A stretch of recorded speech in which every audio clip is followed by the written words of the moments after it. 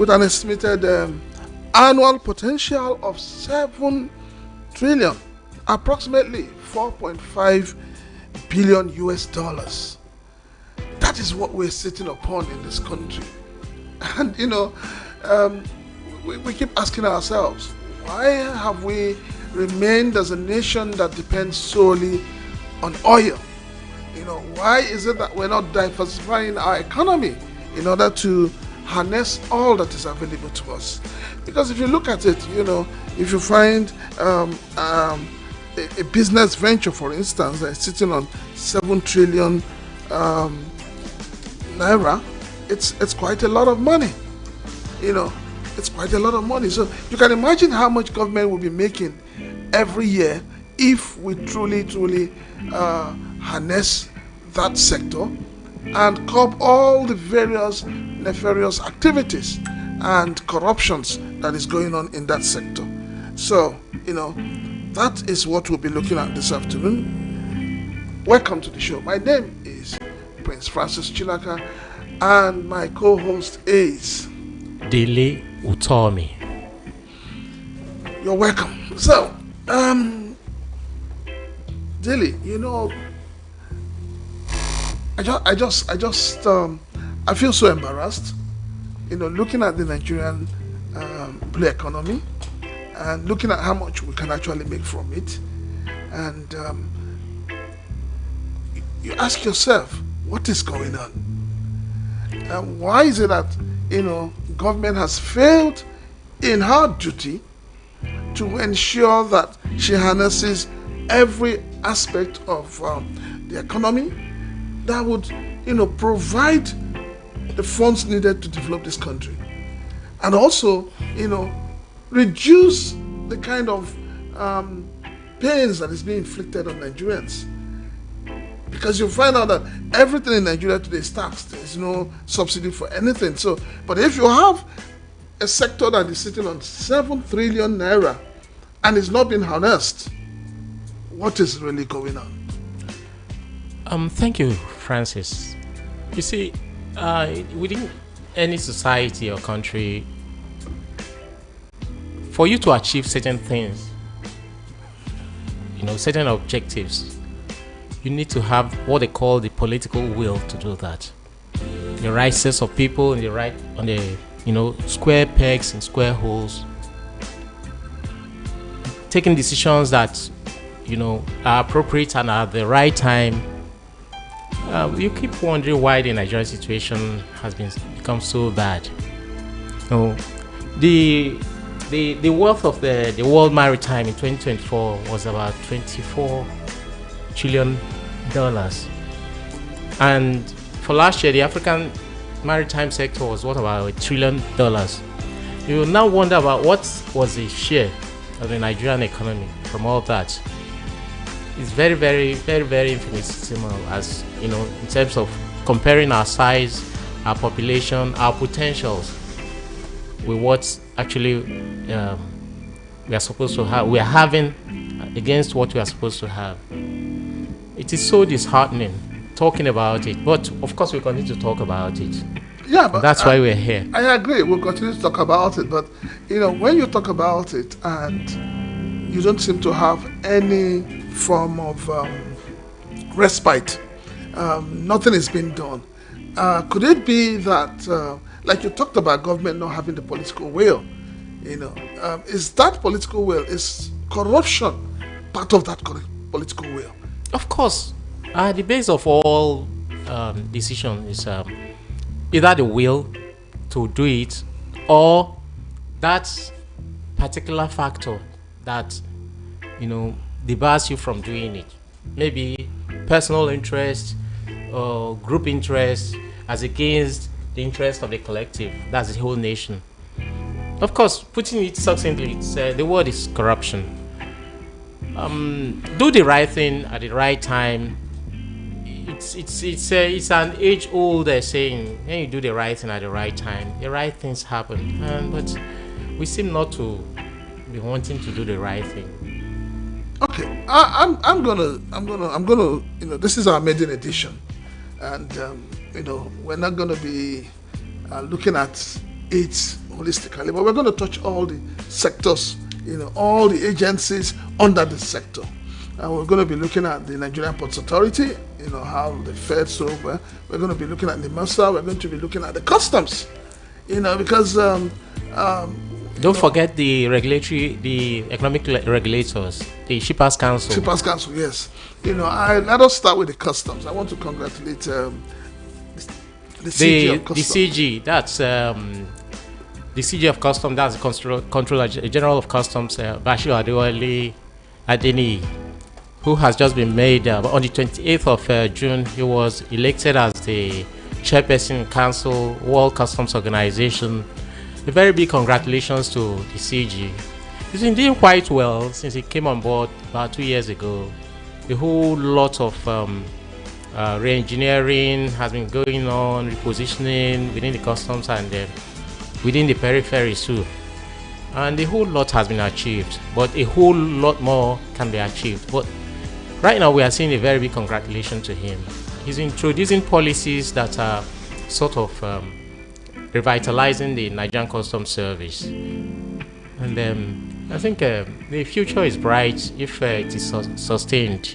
It's a very good thing. Yeah, but if you recall, while coming on, behind the stage, we're actually talking about the fact that it's been rumored in some quarters that he is due for retirement, and then the question is, with this new international position he's occupying, what's going to be of that retirement? I mean, is it going to be that the new appointment, so to say, is going to elongate his service here, or is it that I really don't get it? I was thinking that this recognition is based on the effort of a nation, saying, oh, it's a Nigerian thing, so anybody who becomes the CG steps in, but it looks like it's more on a personal ground. Well, my friend Francis, you're about to throw me under the bus there, but I will attempt to define the situation in the very best way I can.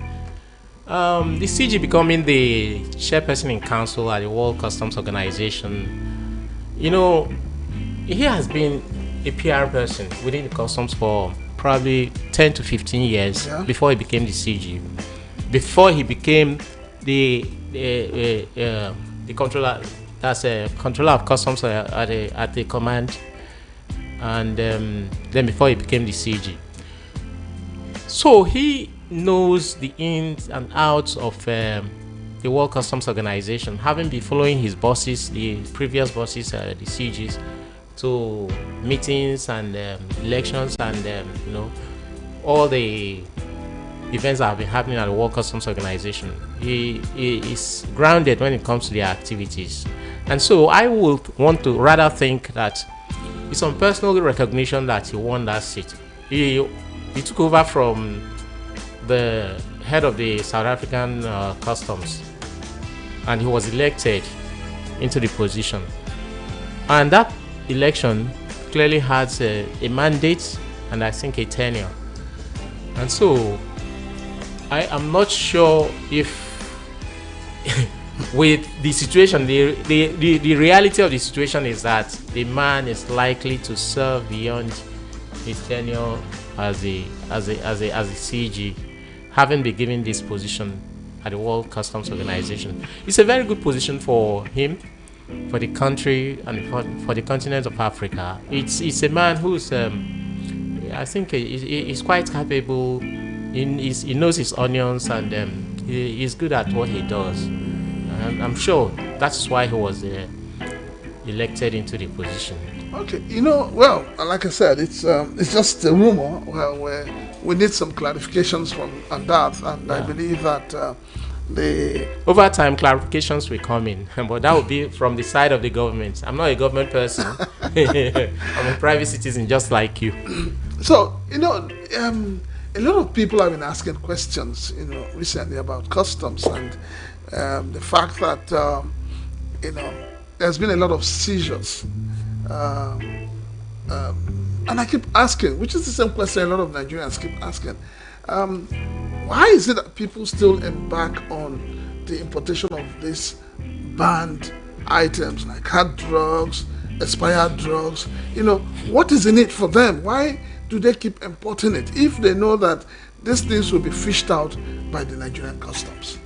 Okay. In this thing about human nature, the more dangerous things are naturally every human being is most human sorry let me rephrase that. Most human beings are adventurous in nature. That's principally what it is. Then secondly, you find out that the more risky a venture is, the more profitable it becomes. Yeah, that's the truth of the matter. That's the truth. And people will always want to attempt to break the rules in order to make huge profits for themselves. And so, in spite of the fact that a whole lot of seizures are made on daily basis within the ports, through our borders, things are being smuggled in and they are seized. Billions of naira worth of contrabands, billions of naira worth of goods that are supposed to be legitimately imported, but either underdeclared or wrongly declared, with intention of paying smaller tariffs on the goods in order to make more money, and so you see, this is going to continue. But I think the mentality we should continue to adapt. That's when I say we now, I mean the Nigerian government and the operators within the government. Is that of the proverbial hunter, like Chinua Achebe said in his book. Since the birds have learned to fly without perching, the hunter must also learn to shoot without missing. So they should also continue to re-strategize and reinvent themselves in order to, continue to seize these goods and these banned substances, because Nigeria is becoming, our youths are being affected daily because of the effects of hard drugs and these illicit substances that they take. Yeah, but let us leave those importing it and then look at the fact that they could also have people who are behind the scene encouraging this importation, because I don't think anybody would go to import something knowing fully well that you will be arrested and then the goods will be seized. But there's something really worrisome with the Nigerian customs, and it's something we need to mention. I'm sure the CG will probably be listening to this maiden edition of it, and that is the issue of the commands in Lagos. In Lagos, we have three. We're supposed to have three major commands. Now four. We have Papa, we have Tinkan, we have KLT. Now we have Lekki, because Lekki has become a full command, and I think Ikorodu is gradually turning into a command. But if you look at it, you'll find out that the Apapa is functioning 100%, Tinkan 100%, Lekki that just started is fun. But KLT seem to be having a big problem, and as we know from what we know, KLT is not how do I put it? KLT is a dry pot, so to say. It doesn't have water. So everybody's asking, what is the problem? Why is it that these major commands or mother commands that have water, why are they finding it difficult to release boxes to KLT? Okay, we have about 5 or 6 commands in Lagos: Lekki, Apapa, Tinkan, KLT, PTML, of course, Seme. Then, if you add the Western Marine Command, which is also in Lagos, that's about 7 of them. Major commands within Lagos. One thing about the unique nature of KLT makes it in such a way that they have to be somehow dependent on the mother this ports. Big, because the Apapa and the Tinkan ports generate close to about 70% of the total revenue for the customs within the country.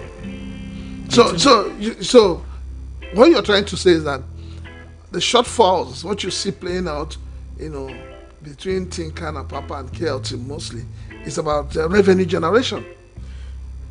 I think that's a major. I wouldn't want. I wouldn't sit down here and want to kid myself and kid you to say that that's not a major factor. That is a major factor because it's the major parameter for which I think the heads at the customs within these commands are judged. How much revenue you generate, and of course we know that the three major reasons why the customs exist in Nigeria is because of facilitation of trade, protection of the national economy, that's anti-smuggling activities, and then of course revenue generation. But in most cases revenue generation is paid more attention because the government needs money to run the country. you know this whole thing, it sounds funny. Sorry, you were the what you talked about. You asked about Lekki. Lekki. It's just a new command. Just barely 2 years. Yeah, 2 years. It became 2 years in April since the inaugural operation. They are trying to meet up with their capacity. They have a capacity of handling 1.2 million TEUs. That's 20-foot equivalent units of containers. But from January to June this year, they've been able to handle about 220,000 TEUs of containers, and they are projecting to make it up to 500,000 by the year end. And so they are still trying. Right now they are like number 3 after Papa and Tinkan. They talk about Lekki because they're just trying to build up capacity. All right, let's leave the customs. Because this show is all about the maritime. But I'm looking at NIMASA, and I'm asking myself, what is the role of NIMASA in this whole thing in Nigeria? Because NIMASA, we don't seem to understand, what they're supposed to do. Because NIMASA is sitting on a lot of money. And, when these figures are reeled out, you begin to ask yourself, why is the government not benefiting? Why are the people not benefiting? Because the truth of the matter is that NIMASA is one of the principal mandates of NIMASA is to develop and implement policies and programs that facilitate growth of local shipping capacities.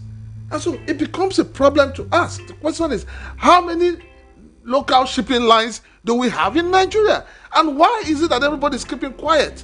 People, why is NIMASA not being challenged, not being asked that what is going on?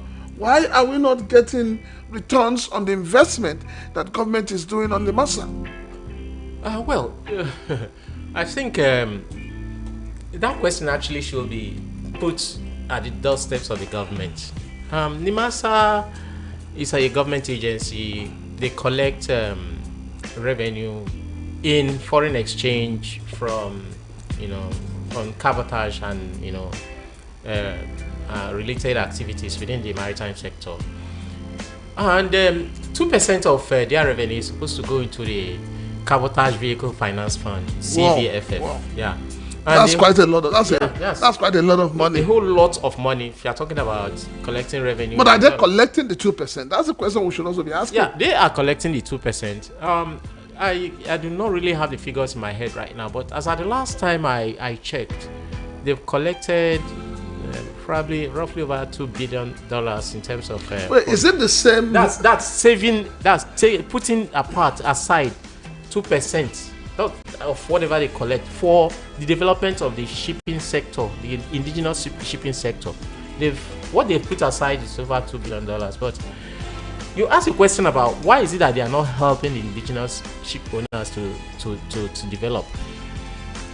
That question is as intriguing to me as it is to you, and I don't know what is happening. Every month, every year, we keep hearing that they are going to start disbursing the CVFF fund so that local investors can access the money and buy their own vessels for businesses and help in growing the maritime sector of the Nigerian economy. But it has not happened. And one keeps wondering what is happening. No, but I think there was a time they said they have so much money that government was thinking of taking some of it. Because when government is broke, government goes to pension. Anywhere they see money that is not being utilized, they go for it. But honestly speaking, let us be very honest with ourselves. We need to get the man in charge of Shipping Council to come here. The man in charge of the MASA. They need to come and explain to Nigerians. We can't. Nigeria is a country that we are all looking forward to, and I can tell you that the shipping industry, especially the MASA, has potential when it is harnessed to provide at least 2 million jobs annually. So what is going on? Why are we so backwards in this country? Well, you the same question everyone keep asking, but virtually everybody knows the answer. It boils down to what we said earlier: corruption, the will not to do the right thing, or lack of the will to do the right thing.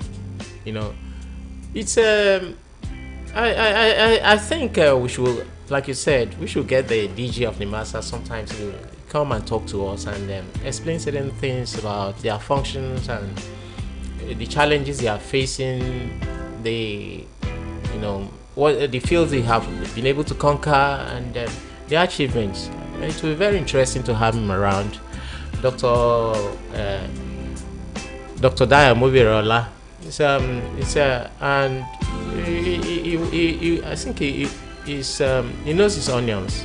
One of these days should get him to come around. I'm still coming back to this cabotage vehicle finance. Yes, because I'm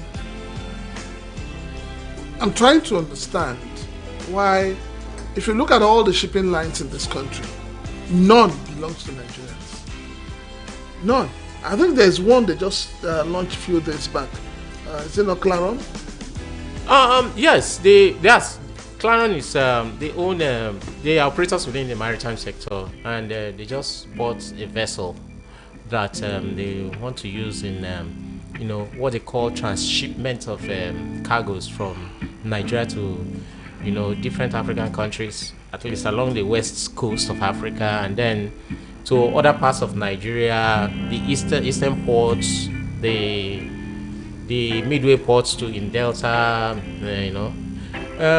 I think that's a very good way to start. After all, we used to have what we call the Nigerian National Shipping Line. So what happened to it? What happened to it? Nigeria happened to it. No, but the same thing. I don't understand why. Story about national assets. Yes, I don't understand why we keep saying Nigeria has happened to you. Nigeria has happened to businesses. Is it not part of lack of integrity on the part of those who manage these organizations? Because we can't allow corruption to ruin this country the way it is going. We can't keep saying, "Oh, corruption has happened," and then we let it go. It's like it's so funny. What we'll need to do is we really need to do what we call, maybe someone calls self-cleansing as a people, as a nation, because we can't continue like this. We are not alone on this planet. We are not alone in this world. We are not even alone on this continent of Africa. People are watching. Countries are watching. I watched a video just before we came to the studio where a Ghanaian was saying a whole lot of bad thing about Nigeria. We need to start cleaning up our act. The bad guys need to be put where they belong to. In cells, in prison. All right, clean up the act. So now let's look at Nigerian Ports Authority. And so much has been said about the Ports Authority that at a point we're asking ourselves, is there a difference between the Nigerian Ports Authority and the NNPCL? Because now we're hearing that your refineries can no longer function. They're more like moribund and they need to be sold as scrap. And then people are asking, if we have gotten to that level where an asset, national asset like the NNPC is being, or the refineries, so to say, not NNPC, but the refineries being managed by NNPC have become moribund. And so much money has gone in. So much money has gone in since the inception of this administration. And then you put it side by side Nigerian Ports Authority. You put it side by side Nigerian Ports Authority. What is going on? Well, Nigerian Ports Authority, in a way, you know that there was within the ports there was this concessionary acts, concessionary deals that happened way back in 2006, where most of the assets were concession to private owners. A whole lot of the assets within the ports have been concession to private owners who are running the businesses now. They are more or less just like the landlord these days, and are collecting rent from businesses. And you really can't hold them too much for anything right now, because they have lesser responsibilities, even though they are still generating a whole lot of money for themselves and for the country. Hold on, you said themselves. Be very specific. Are we also saying that corruption is dealing with them? Well, I wouldn't say there's any part of the country that is not being affected by corruption anyway, because we know the capacity. I mean, what the country is capable of making, or what it's making right now. So, if you look at it critically, it has affected all facets of our national life. So it's something we should continue to talk about until we get it right. You don't stop. All right. To our listeners, we'll be going on a short break. Please don't change the style. Just be with us. We'll be back.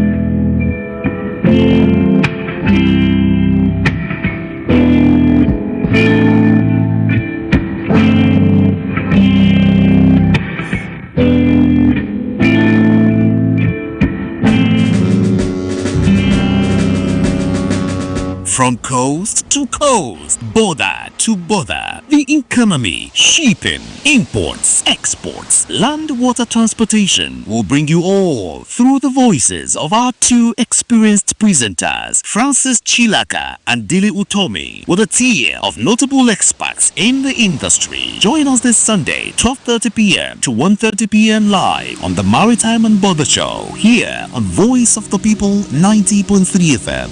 Join us. You are.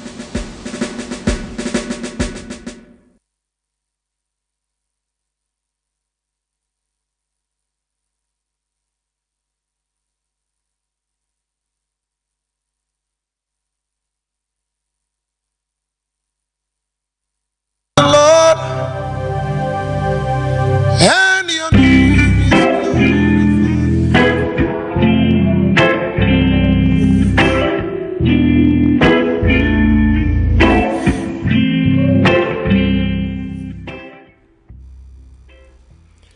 Hello and welcome back to the second segment of the program. My name remains Dili Utomi, and with me here is Prince Francis Chilaka.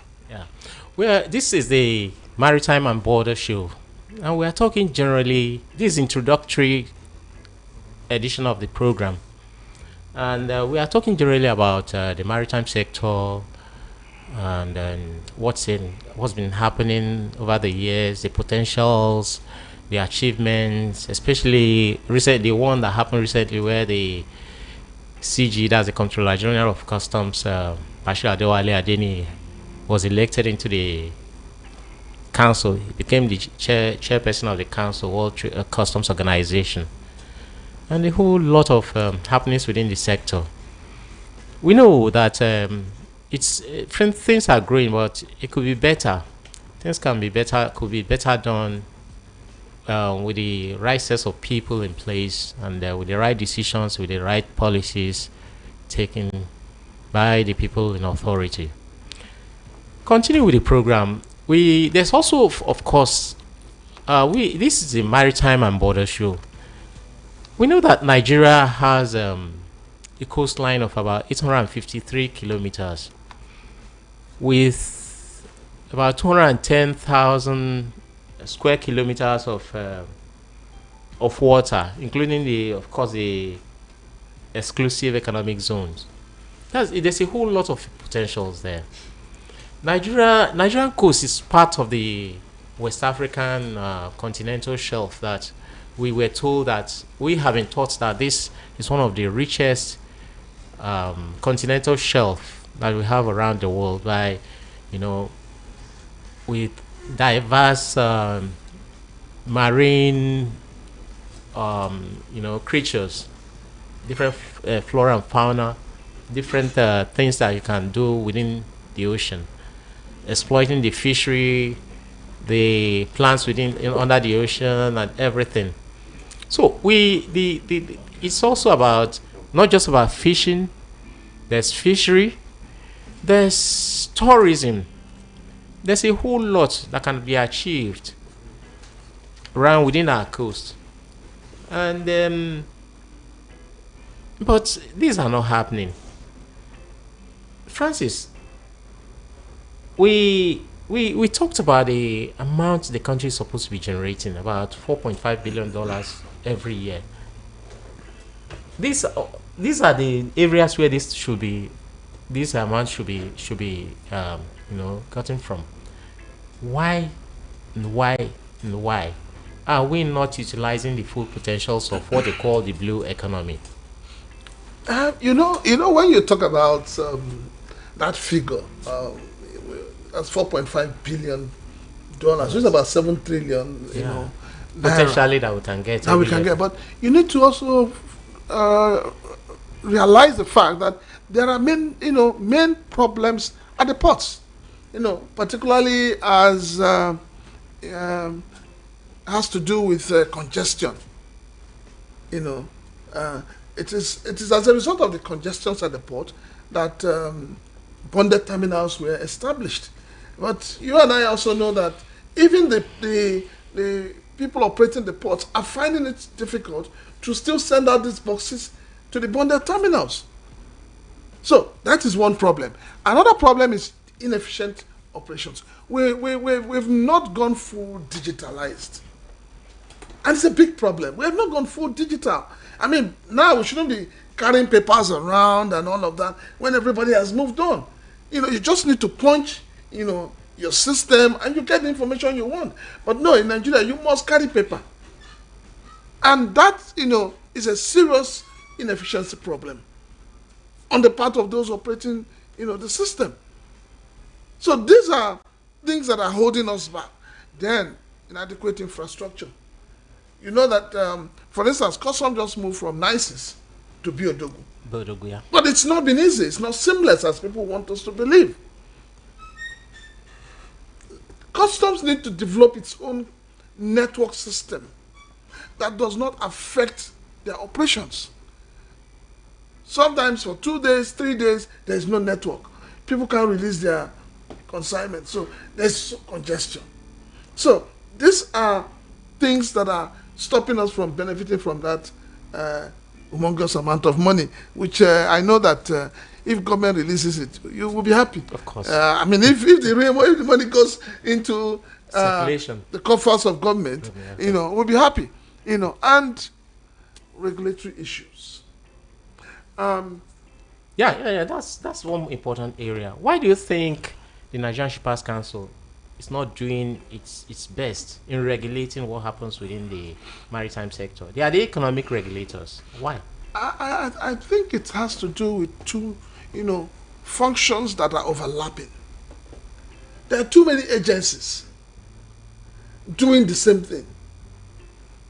You have the Ports Authority, you have the MASA, you have the Shippers Council, you have different bodies. I can also throw in the CRFF in there. Good. The Council for the Regulation of Freight Forwarders in Nigeria. So you have too many organizations doing the same thing. So how do you expect us to move forward?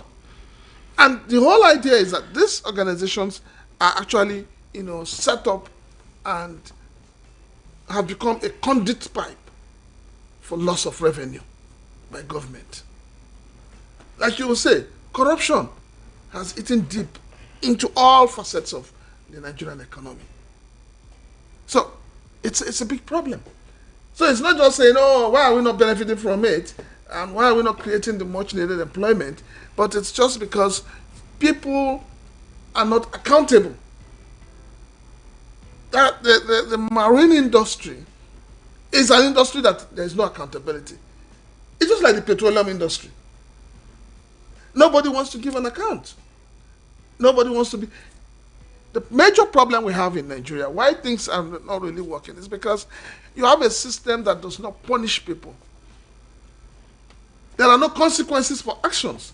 So if people were being punished, if those who are meant to carry out oversight functions, regulatory functions are doing their job, those who are meant to set, how do I put it? Those who are meant to set regulatory issues, you don't set up a regulation that makes it difficult for people to get into the business, but you make it easy to facilitate trade. So if all the bottlenecks, because let me tell you, why you have all these bottlenecks also is because there are people benefiting from the system. Yeah. So these bottlenecks are not created to help the business, but they are created so they can continue to collect money from the Nigerian people, from those who are doing businesses. So it's going to be something that needs to be curbed. The issue of corruption, the issue of high cost of doing business.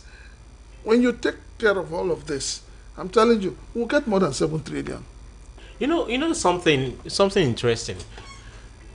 I was speaking with someone some times ago, and he was lamenting the fact that the World Customs Organization thinks that the predictability index for Nigerian movement of Nigerian cargoes is very low. What that means is that the point when you say you're importing a cargo from the source, from that source to the destination, there's supposed to be a certain amount of time that cargo should spend. It should take from the source to the destination. In the case of Nigeria, and for a lot of countries, you can predict it. You can say 3 weeks, roughly 3 weeks. 1 month. Yeah, a month.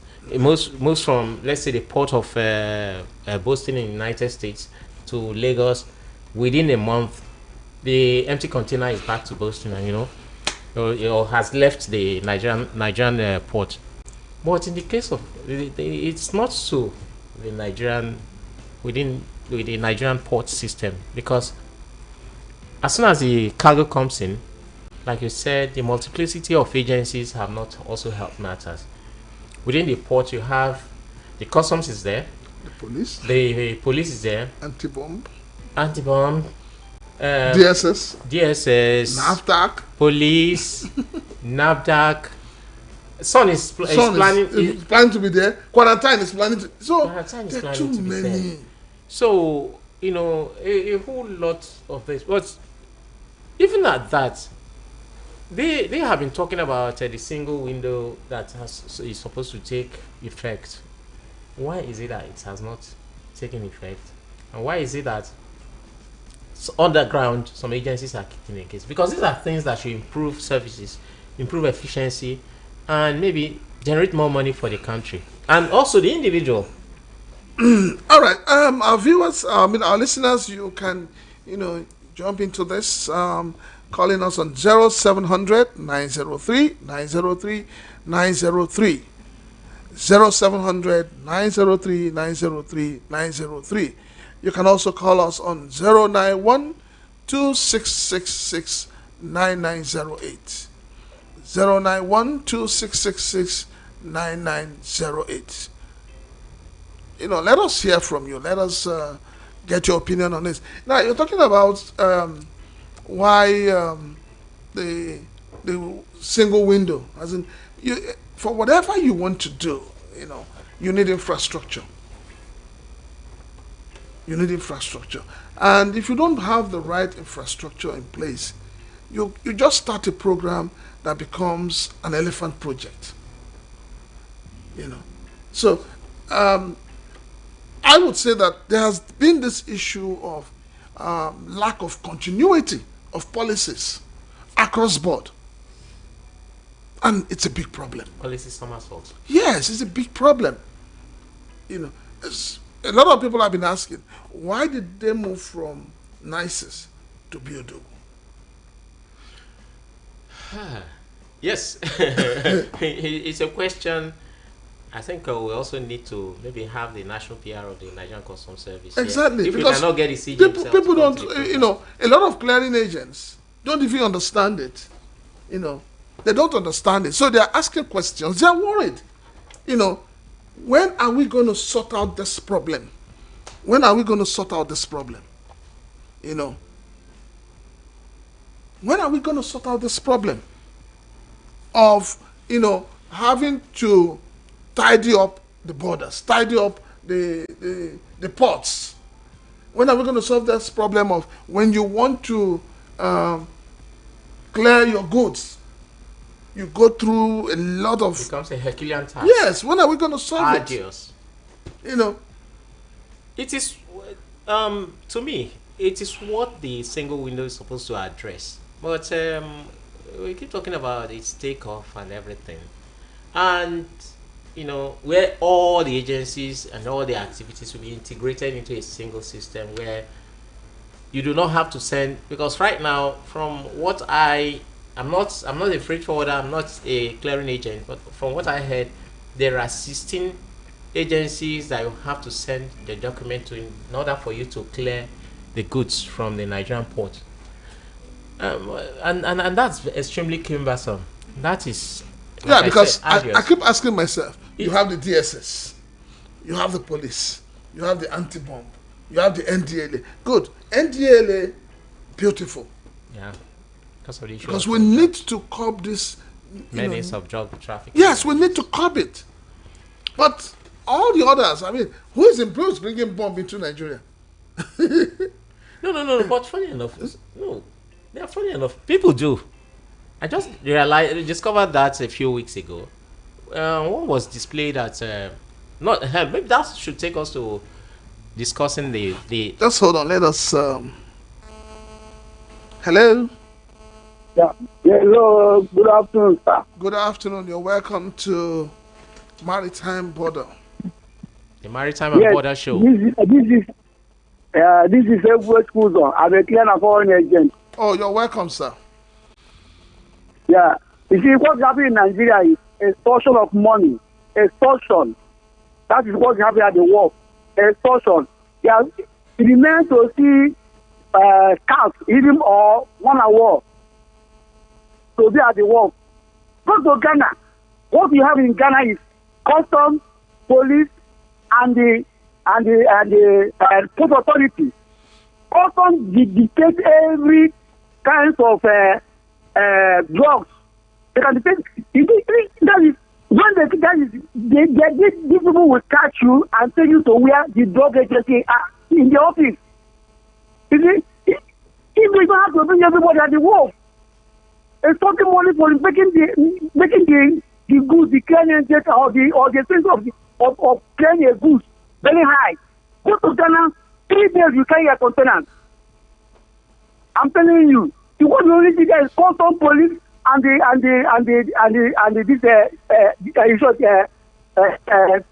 port authority. That's all. Custom dictate all these things. They find out when their arms coming in. They find out when drugs is coming to because they know everything about drugs. When they catch you, they take you to the drug agency. You think that you don't have to bring everybody at the work. Go to work now, you see about 15 to 17 people. Different agents doing the same work.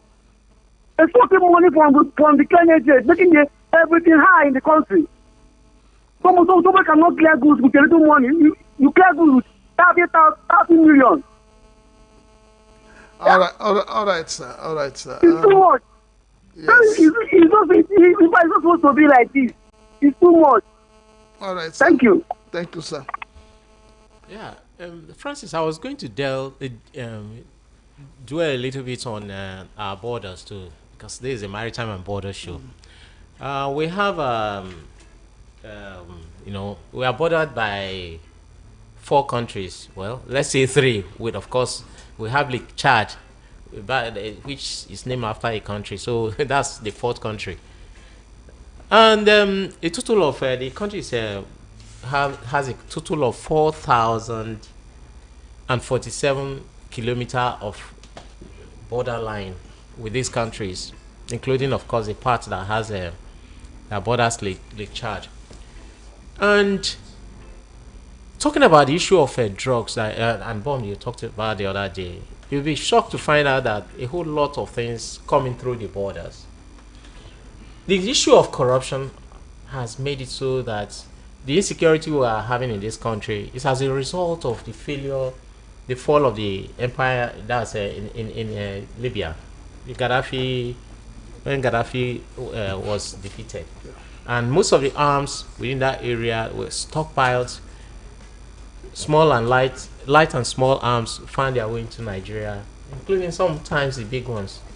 And we have a whole lot of disenchanted sets of people who want to use cause violence and then take up parts of the country for their own selfish reasons, and it's happening, causing a whole lot of insecurity. But where there's a will, there's a way. If we can do the right thing, let the right set of people be in the right set of the right places, they will not allow arms to come into the country, and the country will be more secure. Okay, the last caller said something about too many agencies at the port, talked about the same thing you've been talking about, corruption, and what is the way forward? Because we can't continue doing the same thing, same way, and expecting a different result. We cannot. No. Unfortunately, that is what we are having. We are doing the same thing, the same way. People kick against things that should reform the situation, but ultimately, the people at the helms of affairs should have the political will. Like I said at the start of this program, the political will. Once they have the political will, the resources are there, and we can do the right thing. The laws, Nigerian laws, are very good. I can't say it's about the best, but someone said we have one of the best kind of laws within if you compare our laws with those of other countries. But do we really enforce our laws the way they are supposed to be enforced? Well, when you talk about, we do not have the political will. Yeah, when you say we have laws, if we have laws and there are people that are undermining these laws, then we don't have laws. Exactly, that's exactly what we it don't. means. So a society that does not obey its own laws, we find itself in chaos, and unfortunately, that's where we are right now. Okay, so another thing that is bothering a lot of people is Nigerians claim, a lot of importers, a lot of clearing agents, they claim that it is easier doing business outside Nigeria, like going to Benin, going to Togo and Ghana. And I'm asking, what is it that they're doing that we are not looking at? What are they doing that we're not copying from? We're not learning from. You see, let me shock you. A whole lot of the goods that are coming to those countries, neighboring West African countries, are bound for Nigeria. It's just that the cumbersome nature of doing business at our ports has sort of frightened investors to take their goods, their cargoes to the neighboring countries where it's easier for them to clear and cheaper too. And they can be freighted down to Nigeria through the roads. When you say cheaper, is it cheaper in the sense that we spend more money clearing? Is it that the shipping lines charge less to these countries, or is it the same rate? So we need to know where this whole problem is, where it lies, and know who to address to resolve it. I would think that it is time we're going to invite, custom officials to come and explain why is it that Nigerians now prefer to go to Cotonou, go to Togo, go to Ghana to clear goods that are meant to come here. Yes. I just stated some of the facts, some of the things. The caller said, it's easier, cheaper, and less cumbersome clearing goods in Ghana. I'm not, like I said, I'm not a freight forwarder, I'm not a clearing agent. But these are the vibes you get from people who do the business. And since they are finding it easier to do business over there and then move the vehicles, move the cargoes through roads down to Nigeria, that is our reality. And that is why we need to put our acts together, clean up our acts, and then let our ports function optimally so that we can derive those benefits as, these other countries. Yeah. So that the revenues that are meant to come to Nigeria are not sent, to other countries. Easy. Wow. It's that says the Maritime and Border Show. We've just been looking at the generality of doing business in the maritime sector. We're looking at why the Nigerian Ports Authority is finding it difficult to do away with the congestion of the ports. We also looked at NEMASA, and we're looking at why are we not benefiting from an annual 7 trillion that would go a long way, to solve some of the developmental projects, infrastructural projects of this country. And we're asking ourselves, why is it that all these parastatals are, fingered when it comes to corruption? Who would bail the cat? We'll be back to round off. We'll just go for maybe a minute's break, and then we'll come back.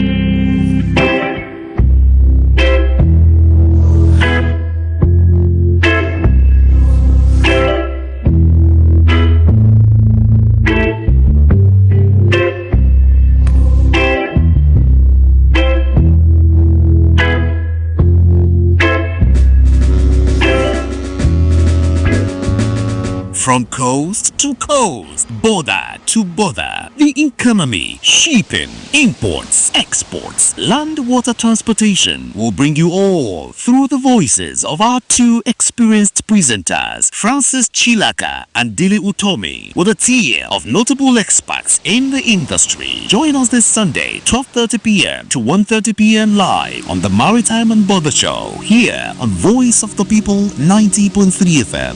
Join us.